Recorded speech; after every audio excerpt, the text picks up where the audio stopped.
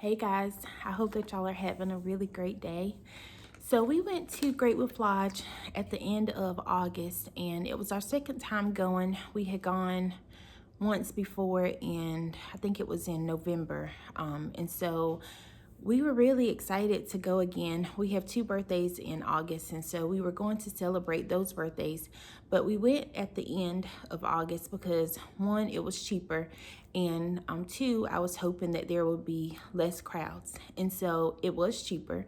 And there were less crowds, although there were more people than I thought there would be since school had just started that week. But it was still really great though. We had a chance to enjoy the inside and the outside because when we went in November, all of the outside was completely closed, and it was really just an outdoor pool that we got a chance to enjoy, but it was still really nice. So I have a few tips that I thought would be helpful for anyone, perhaps if you haven't been before, or maybe if you have and maybe it's things that you just don't know. So whenever I was looking to book our trip, I know that Groupon sometimes offers a discount for Great Wolf Lodge. And so I went to their website, and then I went to the Great Wolf Lodge website, and I was kind of going back and forth. And so initially I thought that that Groupon was going to be a better fit. But then whenever I got ready to check out, I noticed that they tagged on like an extra $60 fee. And so because of that, I would recommend just going directly to Great Wolf Lodge's website to book. It will offer you a much better fee because you don't have to worry about that, well, much better price because you don't have to worry about that extra fee that they choose or that they add on there, not choose. But one thing I would recommend is that if you see a price that you think is really a good price, like for us, we were looking for a 3-bunk and a queen size bed. And so whenever I initially went on Great Wolf Lodge, that was $199 a night, and we just went for one night. And that's your water park passes are included. But I was going back and forth, like I said, to the Great Wolf Lodge website. And by the time I had come back to Great Wolf Lodge to actually process that, the price had gone up to $229. And so I hit the little chat button to ask, well, why did the price go up? And it had only been, a matter of maybe 5 minutes or so. And the rep let me know that if the prices go up based on the demand. And so if someone else was also booking for that same room, that the price is going to increase just because they can do that. And so that actual room actually became sold out. And so we actually just did a double bunk, and then we had the queen bed and a pull-out couch. And so it worked out for our family because, like I said, we were there for just one night. But the really great thing about Great Wolf Lodge is that although you can only check in you can't check in until 4 o'clock, you have access to the water park as early as 1 o'clock. So for us, we don't live that far away, and so we just traveled in our swimwear so that we could take advantage of that. And unfortunately, we didn't get to the park at exactly 1 o'clock, but we did get in a little bit earlier. So we were able to just to go straight to the water park and enjoy it before we actually went up to our room. And another part of that is that your tickets are good through that entire day. So even though you have to check out, for us, we checked out the very next day. That morning, we actually stayed in the water park until I think it was 3 or 4 o'clock because you have access that entire day until the water park closes. And so that's another thing. The water park closes at 8 o'clock, and the restaurant, I think there may be 2 restaurants on site there, but they close up at about 9 o'clock. And so that's something to keep in mind if you stay in the water park that long. So we actually did stay. My husband took my youngest upstairs at around 7 or so, and they went ahead and got showered and stuff. But the boys and I stayed down there until 8 o'clock. And so by the time we got in our room and got showered, it was pretty late, and so everything was getting ready to close. But we had packed snacks and stuff because there is a refrigerator in your room. And so I think my husband, he ended up going out to get something to eat, but we just kind of snacked on what we had because honestly, after being in the water for all those hours, we were completely exhausted. And so that's something else to take into consideration, especially if you have small kids. You know, it could go either way. Either they're going to be completely exhausted, or they might be starving from being in the water all day. But I would definitely recommend, if you are taking a bag into the water park, to pack some snacks and stuff, because they have an area there where you can get like burgers and fries and stuff like that. But like any other amusement park, it is pretty pricey for those things. But that's another tip. Sorry, I'm all over the place. But another thing to note is that whenever you check in, they do hold $100 against your account. And so that the $100 will be added back to your account if you don't add any charges. But on the bands that they give you, the ones for the adults, you can actually make purchases with those bands on that $100 credit.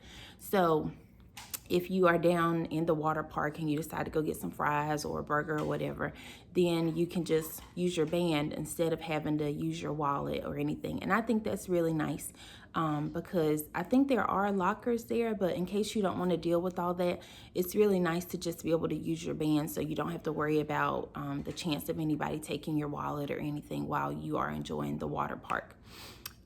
So another tip is that if you are a person who wants to take pictures and things like that, you may want to look into getting like a water case. I saw a couple of people with those. So whenever we were over in the pool or things like that, people would have their little case, their phone cases, so that they could, still take pictures in the water. I didn't even think about anything like that beforehand, and so I didn't have that. But if that's something that you would like, it's definitely something you should take into consideration. So guys, sorry that I'm looking down, but I wrote all this out and I'm trying not to forget anything. Oh, so there is a Dunkin' Donuts on site. We actually did have breakfast there the morning that we left. They have avocado toast, and so I went down to get that for the kids and for myself. But the Dunkin' Donuts does not accept gift cards, so I was hoping that I could use some of my fetch points, but I was not able to do that. So that is something to take in consideration if you're trying to budget towards it, if you're thinking about it.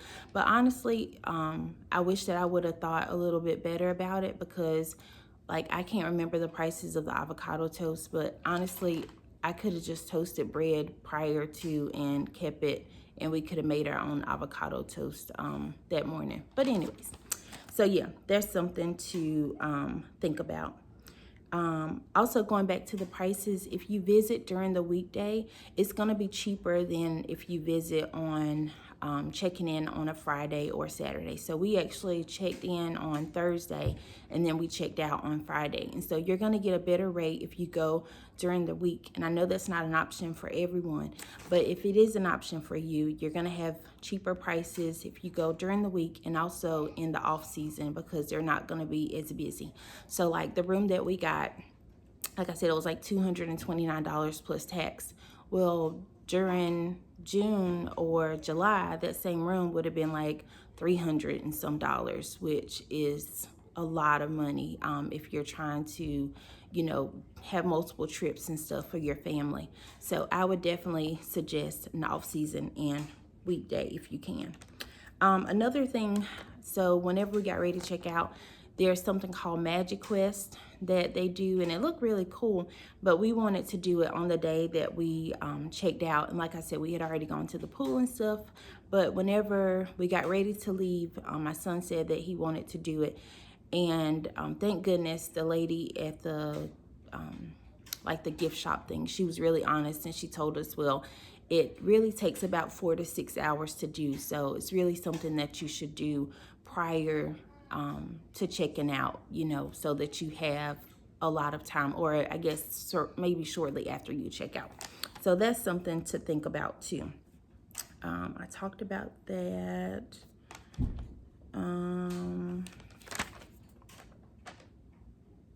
Okay, so Great Wolf Lodge also has an app if you want to kind of budget beforehand, if you want to look at the menu and stuff, if you plan to eat on site.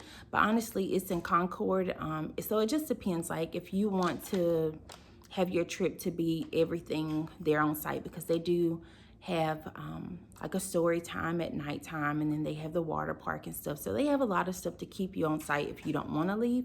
But if you do, there are plenty of places close by if you want other options to go and eat.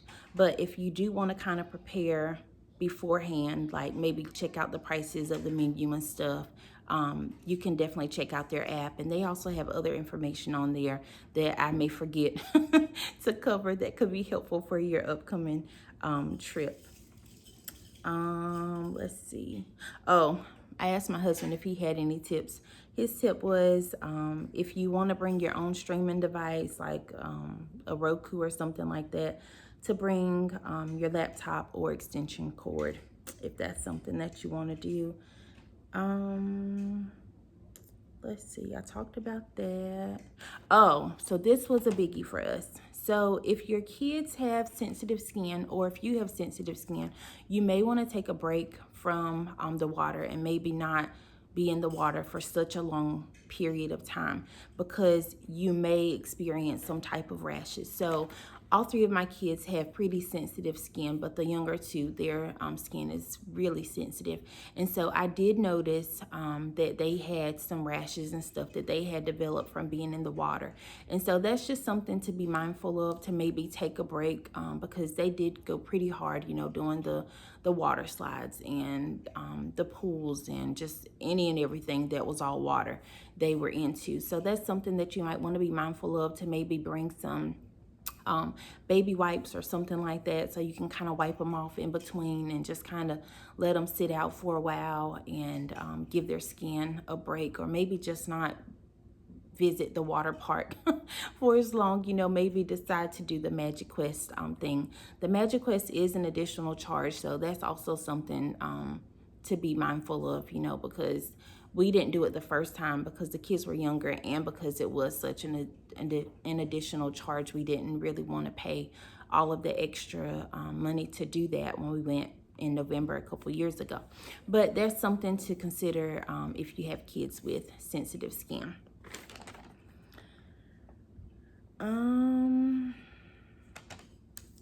I think that may be it, guys.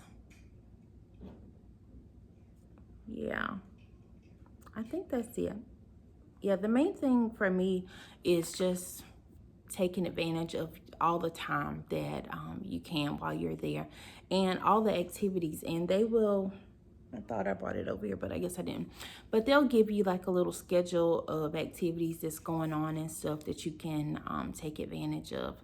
But I would definitely say to check the website and see what dates and prices work best for your family. If you like to budget ahead, if it's something that you want to plan for, because you know, $229 plus tax for a family of 5, and like I said, basically 2 days of water park access. I think that was a really good deal.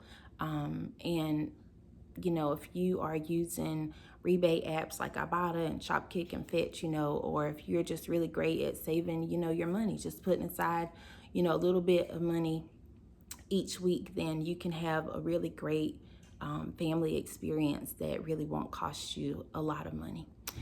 So yeah, guys, I think this is all the tips that I have. If you have any tips, please leave them down below so that we can all learn from them, because I know that there are some more things that I probably need to know that I don't know.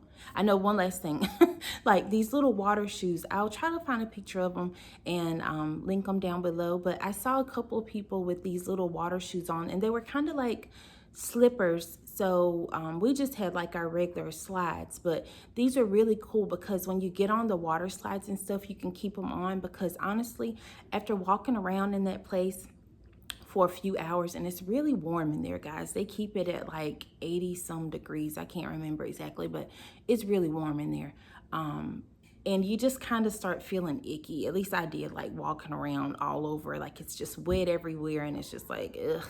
So I really wish that we would have had some of those little water shoes, especially when you're getting on the slides and stuff, since you don't have to take them off. You know, I thought those would be really cool to have. So I'll try to remember to link those down below, because they would be really helpful. So yeah, I think that's the last thing. Guys, thank you so much for watching. I hope that you find this helpful, and I hope that you have a really great day. Bye.